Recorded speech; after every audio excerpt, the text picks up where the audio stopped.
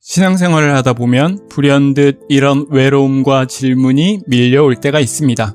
하나님은 정말 내 삶을 바라보고 계시긴 한 걸까? 아무리 기도해도 응답은 느껴지지 않고 남들의 놀라운 간증을 들을 때면 나는 너무 평범한데 하나님이 정말 나 같은 사람의 기도를 들으실까 하고 말이죠.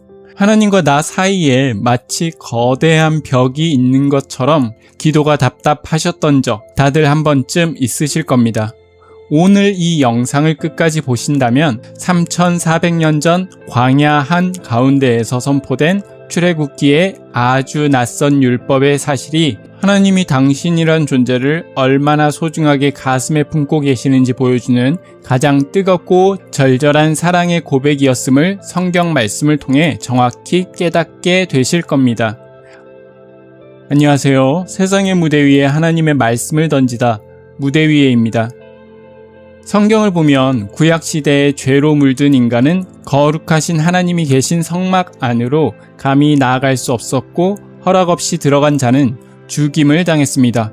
그런데 하나님께서는 이스라엘 백성 200만 명 중 단 한 사람에게만 하나님 앞에 나아가 백성들의 죄를 아뢰고 하나님의 얼굴을 대면할 수 있는 특권을 허락하셨습니다. 바로 대제사장입니다. 오늘 우리는 출애굽기 28장 본문 속 대제사장이 가슴에 차고 들어갔던 신비로운 장신구 판결 흉패에 담긴 하나님의 명확한 말씀과 그 비밀을 파헤쳐보고 초라하고 평범하다고 느꼈던 저와 여러분의 이름이 어떻게 그 가슴 위에 새겨져 있는지 확인하고자 합니다. 출애굽기 28장 15절 너는 판결 흉패를 에봇 짜는 길로 금실과 청색, 자색, 홍색 실로 가볍게 꼰 배실로 정교하게 짜서 만들되 라고 말합니다. 하나님이 이 흉패를 만들 때 색상 하나까지 직접 지정해 주셨습니다. 단순한 디자인이 아닙니다.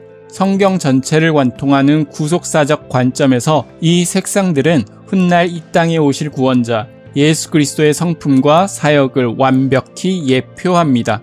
금실은 결코 변하지 않는 하나님의 순결하심과 정결함을, 청색실은 하늘의 신성함과 영적인 거룩함을, 자색실은 만왕의 왕이신 그리스도의 존귀한 주권을, 홍색실은 인류의 죄를 대속하기 위해 십자가에 흘리신 붉은 보혈의 피를 상징합니다.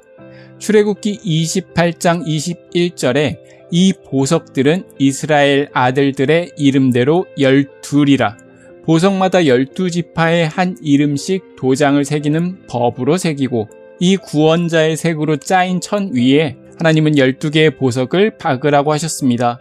왜 하나님은 다이아몬드처럼 가장 완벽한 하나의 보석으로 통일시키지 않으시고 서로 다른 12개의 보석을 받게 하셨을까요?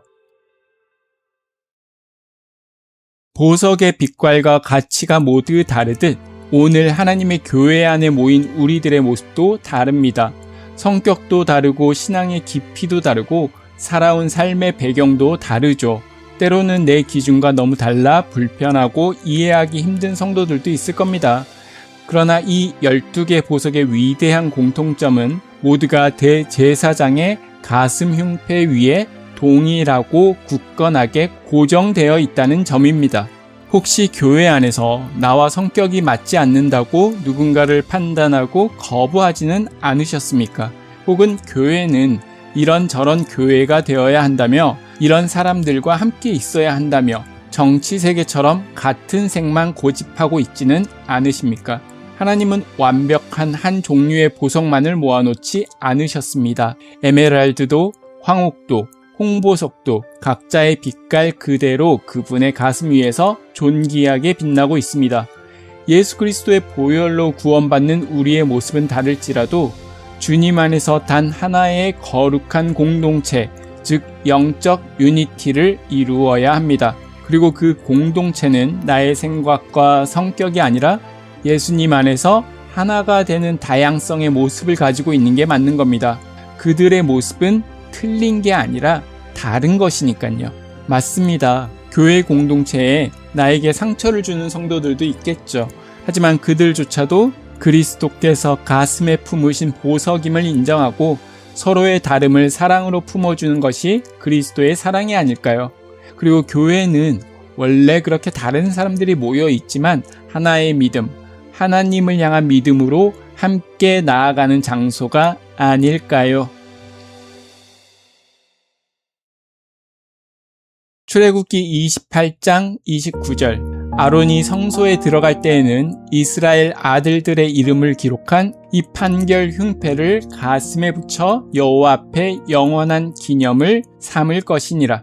하나님께서는 백성들의 이름을 머리나 손이 아닌 가슴에 붙이라고 명하셨습니다. 가슴은 마음과 정성, 사랑이 머무는 곳입니다. 대제사장이 지성소로 들어갈 때 그는 자기 자신의 안위를 위해 기도하러 간 것이 아니었습니다. 백성 12지파의 이름을 가슴에 품고 그들의 눈물과 아픔을 짊어진 채 하나님 앞에 나아갔습니다. 출애굽기 28장 30절 너는 우림과 둠밈을 판결 흉패 안에 넣어 아론이 여호와 앞에 들어갈 때에 그의 가슴에 있게 하라. 그런데 이 흉패는 단순한 옷이 아니라 안쪽에 물건을 넣을 수 있는 거룩한 가슴 주머니가 있었습니다. 그 안에는 우림과 둠밈이라는 신비로운 두 개의 돌이 들어있는데요. 우림과 둠밈, 대체 무엇일까요? 쉽게 설명드리자면 중요한 결정을 내릴 때 하나님의 최종 판결을 구하기 위한 일종의 거룩한 제비뽑기 도구였습니다.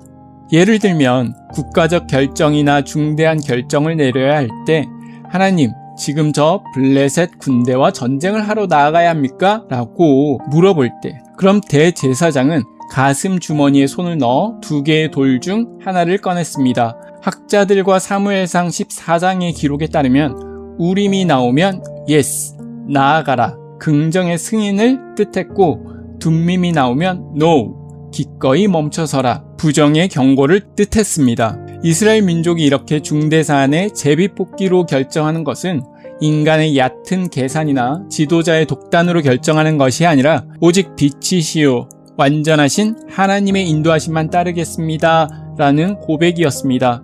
그래서 백성들의 이름을 품은 이 옷의 이름이 바로 판결 흉패가 되었습니다.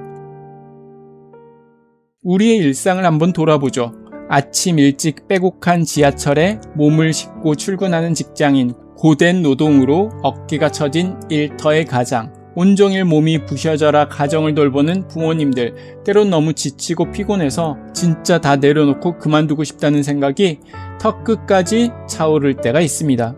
그때마다 우리들을 지켜주는 건 옷 안주머니에 있는 지갑이나 휴대폰입니다. 지갑 안쪽에 자녀들의 낡은 사진 한 장, 혹은 사랑하는 가족들의 이름이 적힌 작고 구겨진 메모지, 혹은 휴대폰으로 찍은 가족들의 모습입니다. 우리는 그 이름과 사진을 만지작거리면서 우리는 다시 신발끈을 메어 뺍니다. 그래, 내가 이 이름들 때문에 오늘 하루를 또 버텨낸다. 내가 짊어진 짐이 너무 무겁고 힘들지만 내 가슴에 품은 그 이름들이 나를 다시 일어서게 만드는 동력이 되는 것입니다.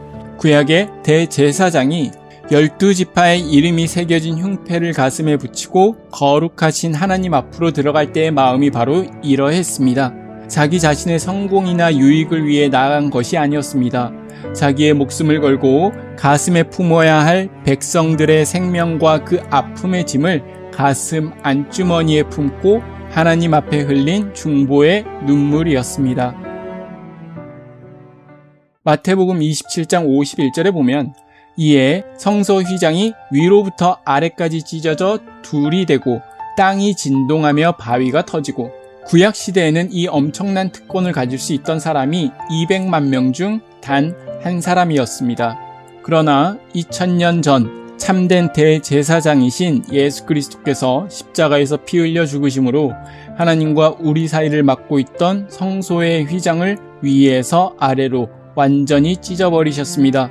구약의 대제사장은 주머니 속 우림과 둠밈이라는 돌을 꺼내 하나님의 뜻을 물어야 했지만 예수님은 단번에 완벽한 대속 제물이 되셨고 그 은혜로 말미암아 오직 단 한 사람에게만 허락되었던 제사장의 자리를 오늘 저와 여러분 모두에게 열어주셨습니다.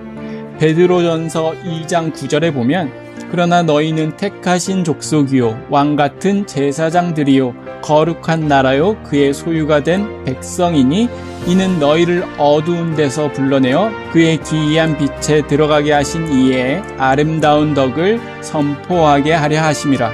이제 우리는 더 이상 멀리서 하나님의 성전을 보며 떨던 자들이 아닙니다. 예수 그리스도의 보혈을 힘입어 하나님의 보호자 앞으로 직접 담대히 나아가는 왕같은 제사장이 되었습니다. 그래서 우리들은 예수 그리스도의 아름다운 덕을 선포해야 합니다.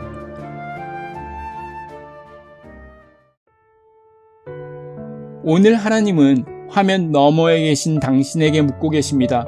예수 그리스도의 피로 말미암아 거룩한 흉패를 차게 된 영적 대제사장, 지금 당신의 가슴 주머니 안에는 누구의 이름이 들어 있습니까? 열심히 일하고 가족과 이 삶을 살아가기 빠듯합니다. 맞아요. 열심히 살다 보니 정신없어서 나 가족 외에는 다른 이들에게 눈 돌릴 여유가 없습니다. 하지만 우리들이 반드시 기억해야 할 하나님의 은혜가 있습니다. 주님이 여러분에게 주신 제사장이라는 직분이 너무나 숭고하고 거룩하다는 사실입니다. 3400년 전 광야에서 대제사장이 백성들의 이름을 가슴에 차고 지성소로 들어갔듯 오늘 주님은 우리가 여전히 방황하는 내 가족의 이름, 상처 입은 내 이웃과 내 교회 공동체들의 이름, 그리고 하나님을 모른 채 살아가는 내 주변의 모든 영혼들의 이름을 가슴에 안고 하나님 앞으로 나아가길 원하십니다. 우리가 그들의 이름을 가슴에 품고 눈물을 흘릴 때 마침내 막혀있던 하늘문이 열리고 하나님의 역사하심이 시작될 것입니다. 기억하십시오. 당신은 혼자가 아닙니다. 예수님이 먼저 당신의 이름을 가슴에 새기셨고 이제는 당신이 세상을 가슴에 품을 차례입니다. 여러분이 바로 하나님께서 이 땅에 세우신 거룩한 왕같은 제사장입니다. 각자의 다른 삶의 무대 위에서 신앙을 붙잡고 거룩한 왕같은 제사장의 삶을 살아가기를 응원합니다. 오늘의 영상이 여러분의 신앙을 되돌아보고 다시 한번 붙잡게 되었던 계기가 되었다면 신앙의 회의적인 시선에 갇혀 있는 이들에게 전달될 수 있도록 구독과 좋아요, 알람 설정으로 힘을 보태주세요. 여러분의 참여가 누군가의 삶에 큰 힘과 용기가 됩니다. 지금까지 세상의 무대 위에 하나님의 말씀을 던지다 무대 위에였습니다. 감사합니다.